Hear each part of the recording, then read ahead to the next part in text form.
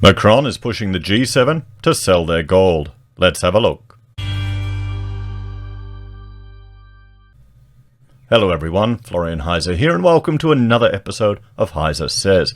Grab your stein of coffee, and we're going to talk about calls from the President of France, Macron, to sell gold reserves. He's pushing all of the G7 nations to sell their gold reserves to provide a bailout for Africa. Now, on the face of it, it may sound good. All these wealthy countries selling that gold, they're just sitting there collecting dust to save Africa. But it's a little bit more nuanced than that, and there are implications to consider. Now, before we go through this article, I'd just like to do a bit of housekeeping for the channel. Let me know the audio quality, guys. I've been having nothing but issues with my Rode microphone with crackling and sound problems, and I've spent most of the morning trying to get things working. I'm hoping it's a cable issue, so let me know in the comments if there are any problems with the microphone, and I may need to try and get my fourth replacement. Because, frankly, I'm a big fan of them. So let's start off by having a look at the current gold prices. When I captured this data, we can see, well, gold is at 1877, everyone, down from the high that it reached. Steadily going down, but jumping back up. Are more people concerned about, well, inflation? Or is there more industrial demand for this metal? And then gold's poorer cousin, good old silver, has steadily been climbing up, sitting at 27.89 the last time I checked. Will it breach that $30 an ounce mark? Now, precious metals are different. When you hold on to them, when you feel them, when you have the weight of them in your hand, that feels like something of value. We use it to teach our children how to save. They're young. I'm just about trying to teach my 8-year-old how the idea of dividend investing to get a passive income coming in.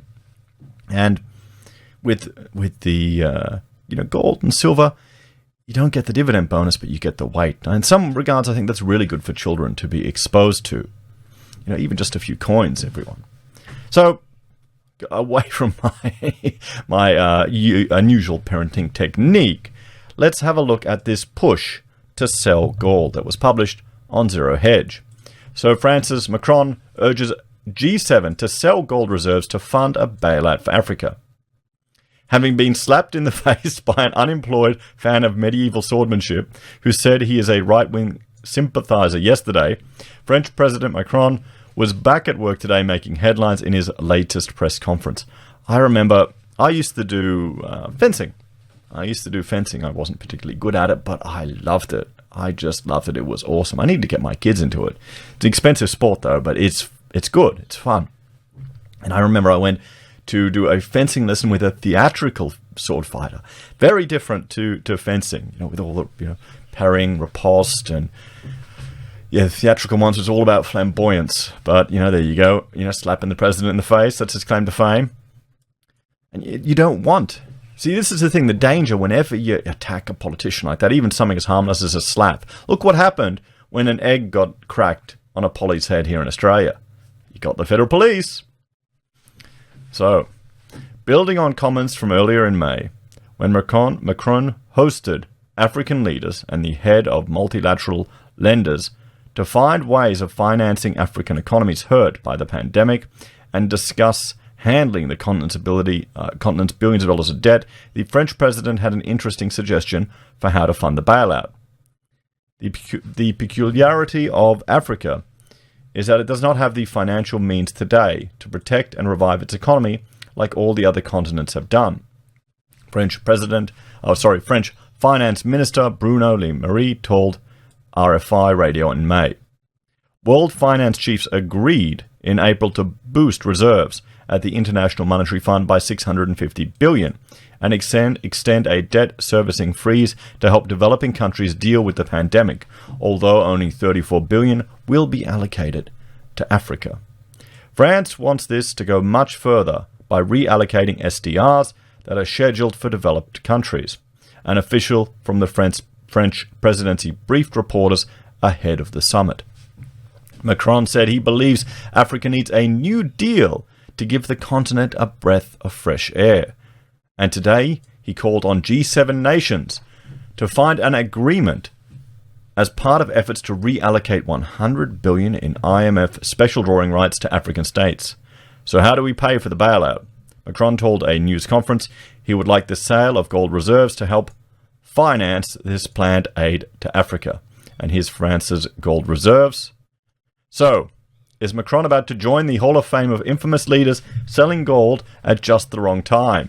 Remember UK Chancellor Gordon Brown in 1999? Remember the Bank of Canada in 2016? What about the Reserve Bank of Australia, guys? Didn't we sell gold just at the exact wrong time? So is Macron, yes. And, I mean, there you go. There's Gordon Brown. And there is the Bank of Canada. So, the question I put to you, dear viewer and gold bug out there, which I'm sure there are many of you, is this a buy signal?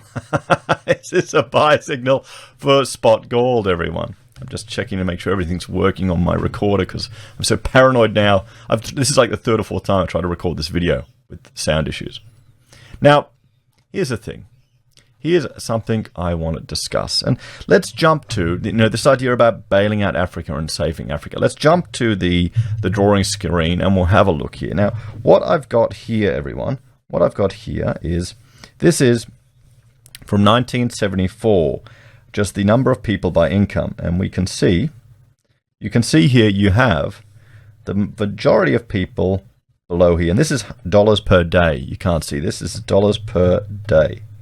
Okay, what's going on here with this? You know what, I'm drawing with a yellow pen, that's funny. Anyway, it's dollars per day. Now, what we want to do, everyone, this is in 74. Now, I will show you how this has shifted over towards the right, everyone. And we'll just bring up this other layer here. There you go, this is 2018. Okay, so compare 1974 to 2018. Look at that. Look at the number of people. And it's not just all inflation, everyone. I'm sure that has played a part in it. But that's been a shift of,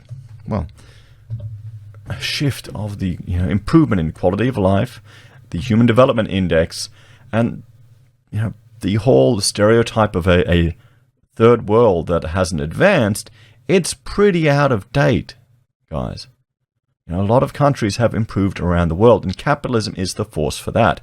Now, here's an interesting point I want to draw to everyone's attention. And literally, what I'll do is we'll draw a little diagram here to explain this, because this is something I discovered at university, because we were all greenwashed about this type of stuff, like architecture. They're just a bunch of hippies, and they really go down the socialist path, really strong in architecture school, guys. So the fact that I managed to get an HD in a subject where I pretty much disagree with everything from the lecturer is, proves to me that it could be fair and balanced. The bias wasn't there, not so much then as it is now. So anyway, so let's draw a supply and demand curve, everyone. So here we have, on this axis, we've got price, and down here we have Q, quantity. Now you've got a demand curve and you've got a supply curve. And there is a point where they will reach a nice, healthy equilibrium in a market, where this number, Q, of goods are supplied at this price. Okay, and that's what happens in a normal market for most things. It's a good way to understand it. Now, let's say there is a shift in the market. A new business comes in, they innovate, they're able to provide a good or service cheaper or more cost effective. Well, what happens is the supply curve shifts. So supply shifts to this point over here. So there's supply and there's S1. So it's shifted because the price has gotten cheaper. Okay, it's at this level here. It's gotten cheaper. So two things have happened. The price of the goods that the consumer are paying, P2, is different and Q2. So the price has gone down. So say from $10 down to $8. The consumers are saving money. That's fantastic. But the quantity of goods going on the market, that's increased as well. So say from 100 units to 110, just to keep the numbers simple and easy to understand. So there's more goods out there, people are saving money, and they're all happy. Yay, yay, yay. People are happy. This is innovation. and all the businesses, they'll have to compete, adjust, find ways to be flexible. Now, here's a concerning issue. Here's something that can happen that can mess a lot of this up. Now, let's say you've got a product that's, dumped on the market. Okay, so you've got these businesses here. You've got S1. You've got the new supply curve because of the new innovative businesses. But you've got someone coming in and dumping another product on the market at this level, or essentially for free, pretty much. Really low, really low. They're getting dumped on for $3, shall we say? $3. Q3. So the quantity of goods just shoots up. Everyone's saving money. Everyone's happy. Everyone's happy. But these guys, can they shift over to this new supply curve? So you could have the good intentions of sending these products to this country or this aid or this support, but you could be decimating the local industry. Now, one example is chicken. Chicken in the US, there's more. In the UK, there's more demand for breasts. But where do you think the drumsticks go? They go to Africa, and they impact the farming capacity of the traditional farming. It's also the shoe industries. Buy a shoe, give a shoe. That type of thing. It can impact the ability. It's essentially you're flooding the market, an illegal activity under the WTO, and something that's questionable. You're flooding the market with these cheap shoes, and you're destroying local manufacturing. So that is the concern that we need to have whenever there calls for more aid and more support. I'd rather see, if this bailout is coming, I'd rather see debt forgiveness for some of these nations.